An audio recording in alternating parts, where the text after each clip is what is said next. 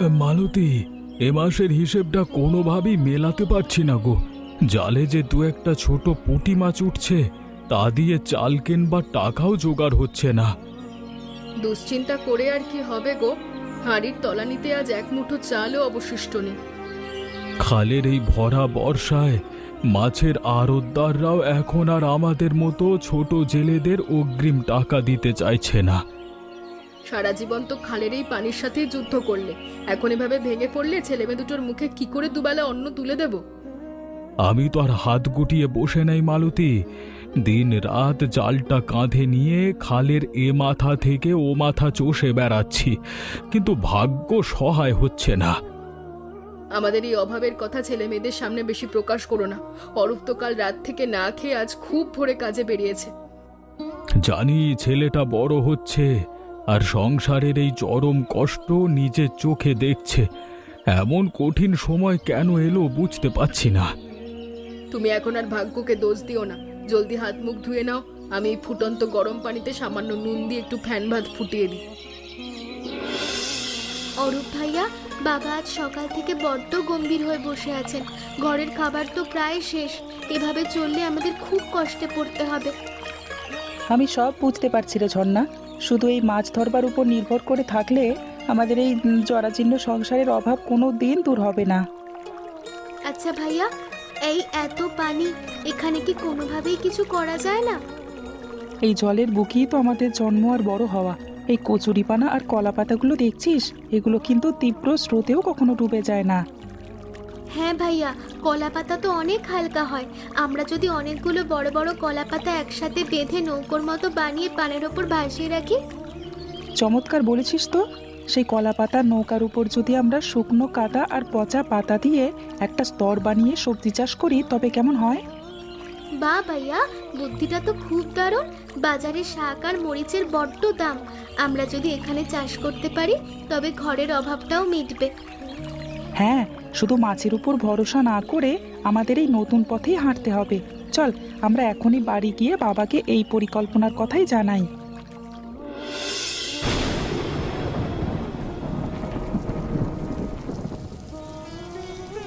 বাবা, আমরা সারা দিন ধরে ভেবেছি খালের উপর যদি আমরা কলা পাতা আর বাঁশের কঞ্চি দিয়ে ছোট ছোট নৌকা বানিয়ে ভাসমান সবজি বাগান করি, তবে কেমন হয়? তোরা এসব কি আবোল তাবোল বকছিস রে অরূপ?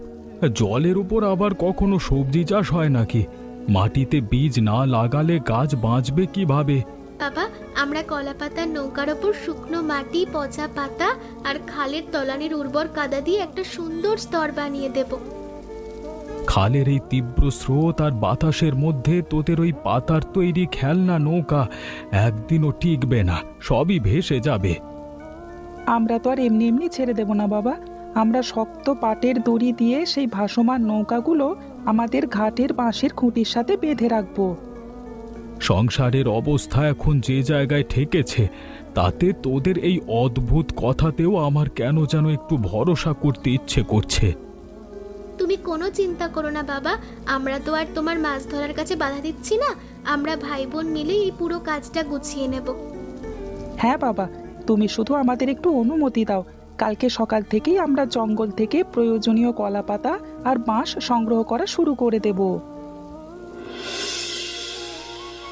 অরূপ, এই বড় কলা গাছটার গোড়াটা কুড়ুল দিয়ে সাবধানে কাটতো বাবা।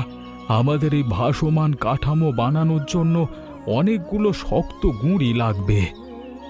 হ্যাঁ বাবা, আমি এটা কেটে নিচ্ছি। তুমি বরং ওই পাশের বড় বড় কলা পাতাগুলো কাস্তে দিয়ে কেটে এক পাশে জড়ো করো। কলা পাতাগুলো বড্ড নরম রে অরূপ, এগুলো দিয়ে কি সত্যিই জলের উপর মাচা তৈরি করা যাবে? আমার মনটা এখনো কেমন যেন খটকা লাগছে। তুমি কোনো চিন্তা করো না বাবা, বাঁশের কঞ্চিগুলো দিয়ে আমরা পাতার নিচে একটা শক্ত খাঁচা বানিয়ে দেব। তাহলে আর ছিঁড়ে যাওয়ার কোনো ভয় থাকবে না। কাজটা কিন্তু মোটেও সহজ নয় রে বাবা। চারিদিকের এই কাদা আর জলের মধ্যে পা পিছলে পড়ে গেলে হাত পা ভেঙে যাওয়ার বড় ঝুঁকি আছে। আমরা তো আর তাড়াহুড়ো করছি না বাবা। এই দেখো, আমি 4টে বড় কলা গাছের গুঁড়ি একসাথে করে পাটের দড়ি দিয়ে শক্ত করে বাঁধতে শুরু করেছি। হ্যাঁ, বাঁধনটা যেন এক্কেবারে নিখুঁত হয়। খালের জলের তোর যখন বাড়বে, তখন এই জোড়াগুলো আলগা হয়ে গেলে আমাদের সব খাটুনি বৃথা যাবে। তুমি এই বাঁশের কঞ্চিগুলো একটু সমান করে কেটে দাও তো বাবা। পাতার স্তরের নিচে এগুলো আড়াআড়িভাবে বসিয়ে দিলে নৌকাটা অনেক মজবুত হবে। ঝর্ণা, খালের তলানি থেকে তুলে আনা এই উর্বর কালো কাদা মাটির সাথে পচা পাতাগুলো খুব ভালো করে হাত দিয়ে মেখে একপাশে স্তূপ করতো মা। হ্যাঁ মা, আমি কাদা আর শুকনো পাতাগুলো একসাথে মিশিয়ে নিচ্ছি। এই মাটিটা বড্ড উর্বর, এতে বীজ লাগালে খুব দ্রুত চারা গজাবে। অরূপ যে এত বড় একটা ঝুঁকি নিল, উপরওয়ালা যেন আমাদের এ মুখ রক্ষা করেন রে। তুমি দেখো মা, এই ছোট্ট চেষ্টাটাই আমাদের সংসারের জন্য বড় পরিবর্তন আনবে। বাজারে এখন মরিচ আর শাকের যা চড়া দাম, আমাদের অনেক সাশ্রয় হবে। মরিচের বীজগুলো বড্ড ছোট রে মা, এগুলো মাটির খুব গভীরে দিস না, হালকা করে উপরে ছড়িয়ে দিয়ে সামান্য একটু শুকনো কাদা দিয়ে ঢেকে দে। আমি ঠিক সেভাবেই দিচ্ছি মা। এই যে লাউ আর ঢেঁড়সের বড় বীজগুলো আমি মাঝখানের সারিতে একটু দূরত্ব বজায় রেখে মাটির ভেতর পুঁতে দিচ্ছি। খালের নোনা বাতাস যেন এই কচি মাটিটাকে শুকিয়ে না ফেলে। তুই প্রতিদিন সকাল বিকাল এই ভাসমান পাতার ওপর সামান্য করে খালের জল ছিটিয়ে দিস। হ্যাঁ মা, আমি নৌকার এক কোণে একটা ছোট্ট মাটির ঘটি রেখে দেব। জল দেওয়ার কাজটা আমি নিজেই খুব নিয়ম করে প্রতিদিন করে নেব। ঝর্ণা, ওই দেখ, আমাদের কলাপাতা নৌকার উপর ছোট ছোট সবুজ চারা দেখা যাচ্ছে। মরিচ আর লাল শাকের বীজগুলো থেকে কেমন সুন্দর পাতা গজিয়েছে দেখ। বা ভাইয়া, আমাদের কষ্ট তবে সত্যিই বৃথা যায়নি। লাউ গাছটারও দুটো কচি পাতার মাটির ওপর মাথা তুলেছে। কিন্তু খালের জলের স্রোতটা আজকে সকাল থেকে বড্ড বেশি মনে হচ্ছে রে। এই কচুরি পানাগুলো যেভাবে ভেসে আসছে, তার দোকানে ধাক্কা লাগলে চারাগুলো ভেঙে যাবে। হ্যাঁ ভাইয়া, আমাদের এই ভাসমান নৌকাগুলো রক্ষার জন্য চারপাশের বাঁশের খুঁটিগুলোর বাঁধন আরো একটু শক্ত করে দেওয়া দরকার। তুই ঠিকই বলেছিস। তুই নৌকার হালটা শক্ত করে ধরে রাখ, আমি খালের জলেতে নেমে এই পাটের দড়িটা খুঁটির সাথে আরেকবার পেঁচ দিয়ে বেঁধে দিই। একটু সাবধানে নামো ভাইয়া, নিচের কাদা বড্ড পিছল। এই ঠান্ডা বাতাসে কচি চারাগুলো যেন আবার পুকুরে না যায়, সেদিকে নজর দিতে হবে। খালের এই নোনা জল চারাগুলোর গোড়ায় সরাসরি লাগলে কিন্তু গাছ পচে যাবে। আমাদের পাতার তলার স্তরটা আরও একটু উঁচু করা দরকার ছিল।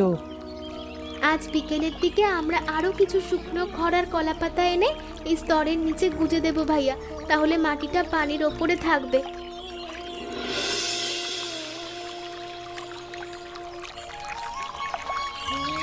হরিপদ ভাই, ঘরের সামনে খালের পানির ওপর ওগুলো কিসের মাচা বানিয়েছ গো? দূর থেকে দেখে তো আমার চোখ একেবারে চক্ষু চড়ক গাছ হয়ে গেছে। এসো গোপাল ভাই, ওগুলো কলা পাতা আর বাঁশের কঞ্চি দিয়ে বানানো ছোট ভাসমান সবজি বাগান। খালের এই তীব্র স্রোতের ওপর আবার কোনো সবজির চাষ হয় নাকি ভাই? মাটিতে বীজ না লাগিয়ে পানির ওপরে সব খেলনা তৈরি করার বুদ্ধি তোমায় কে দিল? আমার ছেলে অরূপ আর মেয়ে ঝর্ণা মিলেই এই নতুন পথটা বের করেছে ভাই। সংসারে যে হারে অভাব বাড়ছে, তাতেই জলের ওপরই এখন ভরসা। চারাগুলো তো বেশ তরতাজা হয়ে উঠেছে দেখছি। কলা পাতাগুলো পানির ওপর বড্ড সুন্দর ভাসছে। প্রথম প্রথম আমার নিজেরও বড্ড সন্দেহ হচ্ছিল ভাই, কিন্তু এখন চারা গাছগুলোর দিকে তাকালে মনে হয় ছেলে মেয়ে দুটোর এই অসাধ্য চেষ্টা একদিন সফল হবে। খালের এই প্রতিকূল জীবনের সাথে লড়াই করে এমন নতুন পথ খোঁজার সাহসটাই বড় বিষয় হরিপদ ভাই। তোমাদের এই উদ্যোগের আমি বড্ড প্রশংসা করছি। তোমার মতো অভিজ্ঞ মানুষের মুখের এই দুটো প্রশংসার বাণী আমাদের এই কঠিন সময়ে বড্ড বেশি সাহস আর মানসিক ভরসা যোগান দেয় গোপাল ভাই।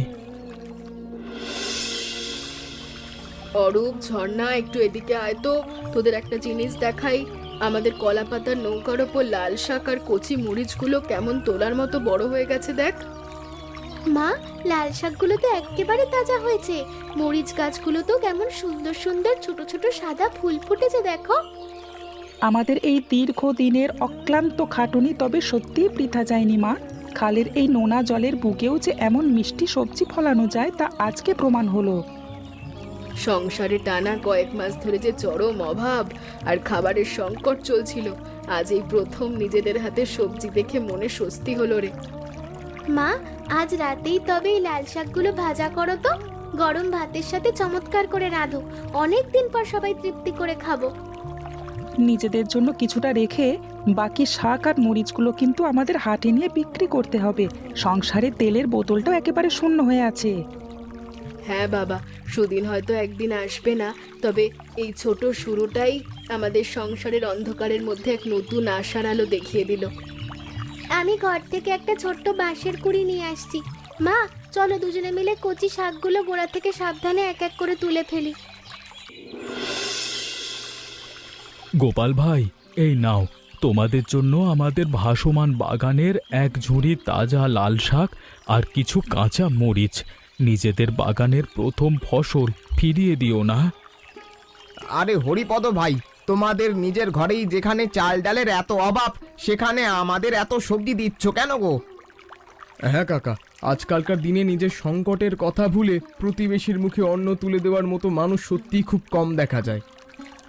অভাব তো আমাদের জীবনের নিত্যদিনের সঙ্গী বিমল বাবা, কিন্তু এই খালের বুকে বেঁচে থাকতে হলে এক মানুষের সুখ দুঃখ অন্য মানুষের সাথে ভাগ করতেই হয়।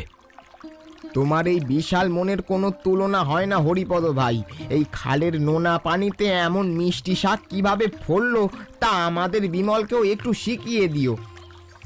হ্যাঁ কাকা, আমি তো চাষাবাদের কাজটাই করি, কিন্তু কলা পাতার নৌকার উপর এমন ভাসমান বাগান আমি আমার বাপ দাদার জন্মেও কোনোদিন দেখিনি গো। সব আমার অরূপ আর ঝর্ণার বুদ্ধি বাবা। তোমরা ওপার থেকে যখন ইচ্ছে এসো, ছেলেরা তোমাদের এই নতুন চাষের সব পদ্ধতি খুব ভালো করে বুঝিয়ে দেবে। নিশ্চয়ই আসবো ভাই, আজ রাতেই বিমলের মা এই তাজা শাক রাঁধবে।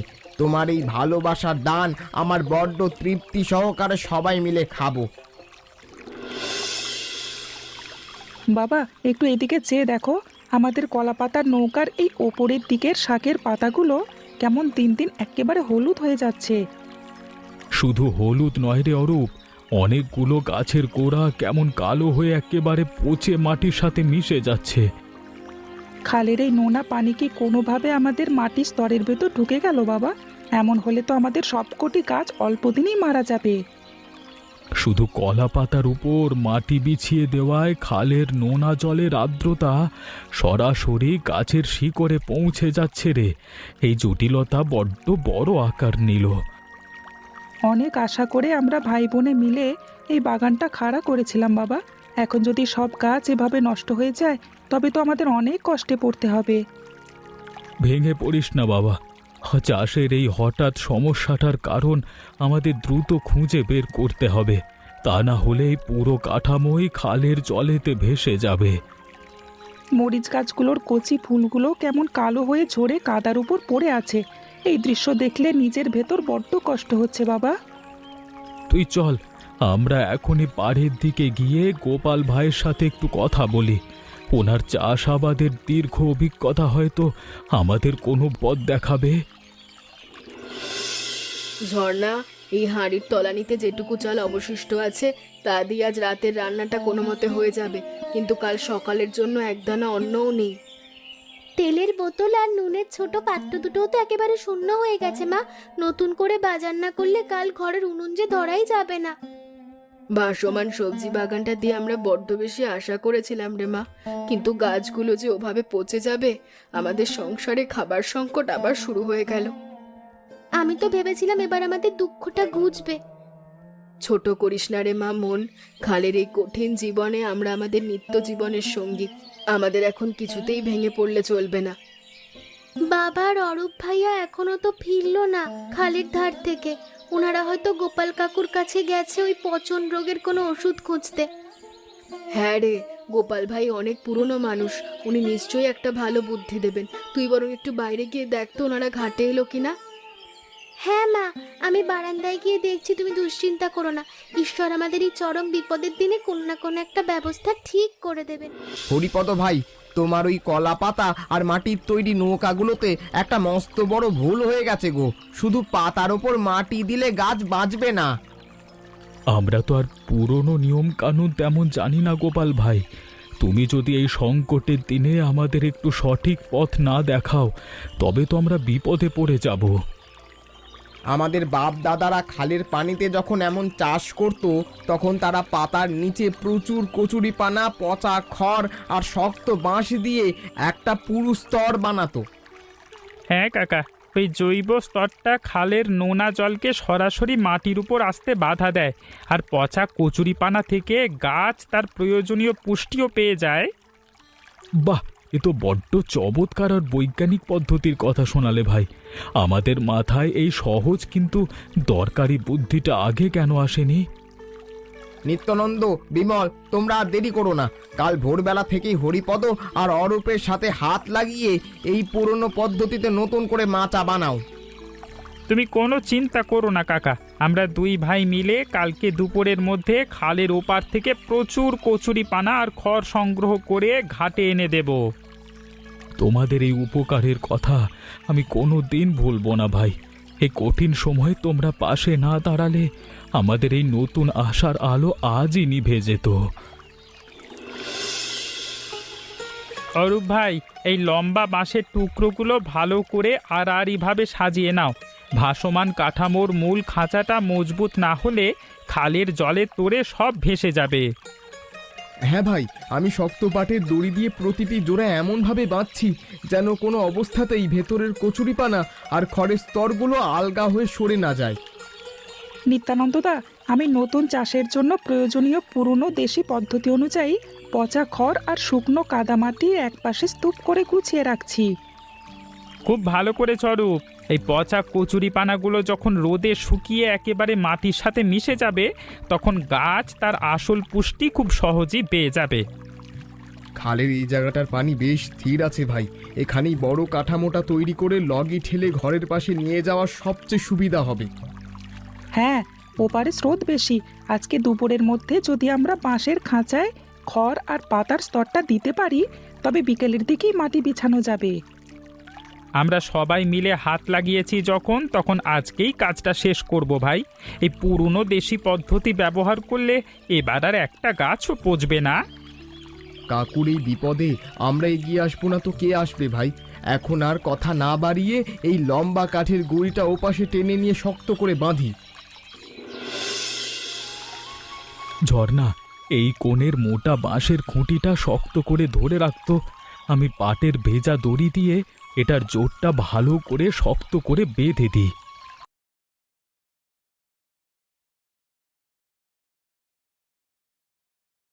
আমি নতুন করে ব্যবসার জন্য তাকগুলোতে রাখার মতো করে উর্বর মাটির ওপর শাক, মরিচ আর বেগুন বীজগুলোকে সুন্দর করে এক এক করে ছড়িয়ে দিচ্ছি গো। বাবা, আগের ভুলের কথা মাথায় রেখে এবার মাটির স্তরটা পানির থেকে অনেক ওপরে রাখা হয়েছে। এবার খালের নোনা জল কোনোভাবেই গাছের গোড়ায় পৌঁছতে পারবে না। হ্যাঁ রে মা, নিত্যানন্দ আর বিমল যেভাবে কচুরিপানা আর খড় দিয়ে স্তরটা বানিয়ে দিল, তাতে এক ফোঁটাও নোনা জল আর মাটির ওপর উঠতে পারবে না। গোপাল ভাই আর ওনার ছেলেরা আজকে আমাদের জন্য যে খাটুনি খাটলো, তা না দেখলে বিশ্বাস করা যায় না।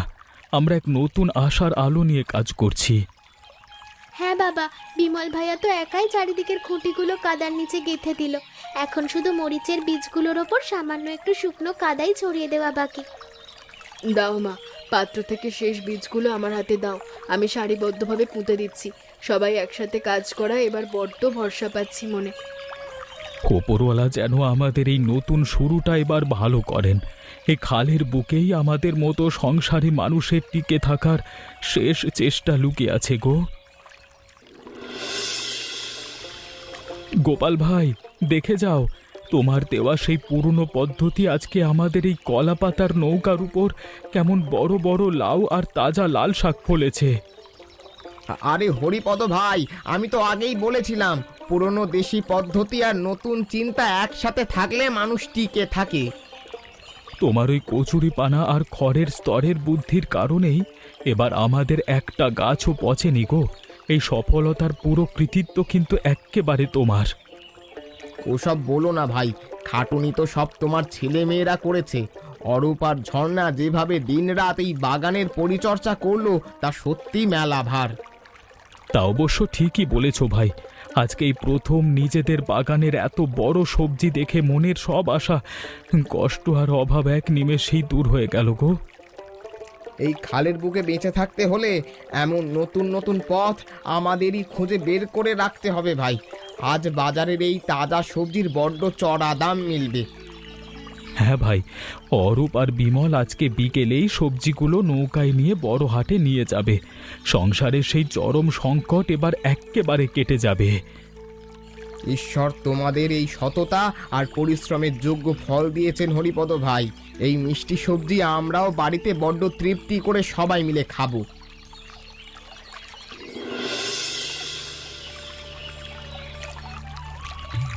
মালতী, আজকে হাটে সবজি বিক্রি করে যে টাকা পেয়েছি তা দিয়ে সংসারের পুরো মাসের চাল ডাল আর তেল এক্কেবারে কিনে নিয়ে এসেছি গো।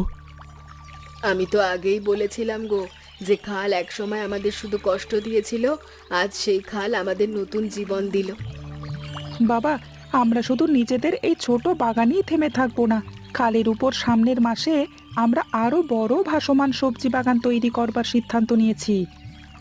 হ্যাঁ, বাবা আর গোপাল কাকু বলছিলেন গ্রামের অন্য যেসব দরিদ্র জেলে পরিবার অভাবের মধ্যে আছে তাদেরও আমরা এই পুরনো দেশি পদ্ধতিটা শিখিয়ে দেব।